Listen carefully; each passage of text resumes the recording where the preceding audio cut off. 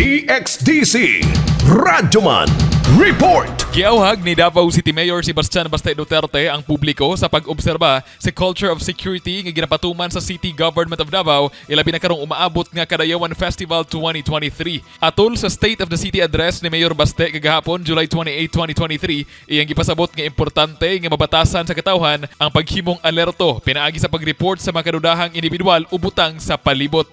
I also want to take this opportunity to remind you of the culture of security, especially now nga fast approaching Kadayawan nato, no? So, pag may nakita, dapat magsalita. So, imo gyud nato ning kultura gyud ni sa tuan takbayan. Kay ngano man, di lang gud ta magkumpiyansa. It's better to be safe than sorry. Sa Agosto 10, 2023, mao ang pag-abli sa Kadayawan ug nakalinyada usab ang daghanan pang aktibidad hangtod sa Agosto 20, 2023. Samtang usa sa highlight events mao ang indak-indak sa Kadayawan nga himuon sa Agosto 19.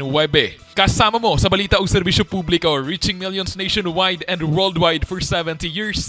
Radyoman Kirby Manzon, Tatak, RMN.